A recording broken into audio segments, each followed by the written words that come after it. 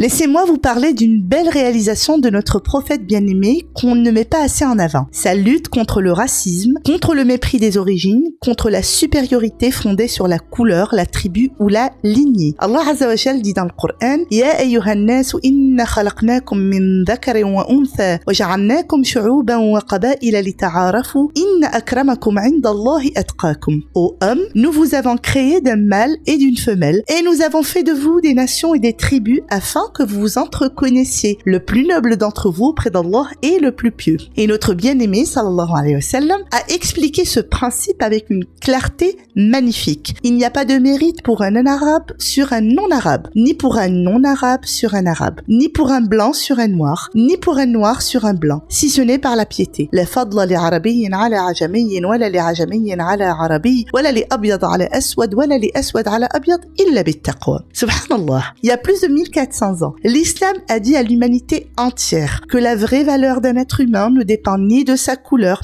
ni de son origine, ni de son rang, mais de sa foi, de son cœur et de ses actions. Rasoul alayhi salatu wassalam a dit: Allah ne regarde ni vos apparences ni vos biens, mais il regarde vos cœurs et vos actions. Yanzuru ila qulubikum wa a'malikum. Et ce n'était pas juste des paroles. Rasoul alayhi salatu wassalam l'a montré dans sa vie. Parmi les plus grands compagnons, il y avait Bilal l'Abyssin, Salman le Perse et Suhaib le Romain. Leur honneur ne venait ni de leur peuple, ni de leur couleur, mais de leur foi. Regardons Bilal ibn Rabah radiyallahu anhu. Ancien esclave noir, l'islam l'a élevé jusqu'à faire de lui le muezzin du prophète sallallahu alayhi wa sallam. Quel honneur, quelle élévation. Jamais sa couleur ni son passé n'ont diminué sa valeur auprès d'Allah et de son messager. À l'inverse, Abu Lahab était un Qurayshite de noble lignée, proche parent du prophète sallallahu alayhi wa sallam. Pourtant, cela ne lui a servi à rien, parce que ce qui élève une personne auprès d'Allah, ce n'est pas le sang, c'est la foi. Rasoul alayhi salatu wassalam a aussi montré que l'égalité était une valeur concrète. Il a dit: si Fatima, fille de Mohammed, volait, je lui couperai la main. Cela veut dire pas de privilèges pour les puissants, pas d'injustice pour les faibles, aucune faveur pour les nobles, aucun mépris pour les faibles. Ainsi, l'égalité en islam n'était pas un slogan, c'était une réalité vécue. Rasoul alayhi salatu wassalam maria Zaynab bint Jahsh, sa cousine, à Zayd ibn al-Haritha, son affranchi. Il éleva Oussama ibn Zayd, un jeune homme noir, au commandement d'une armée où se trouvaient de grands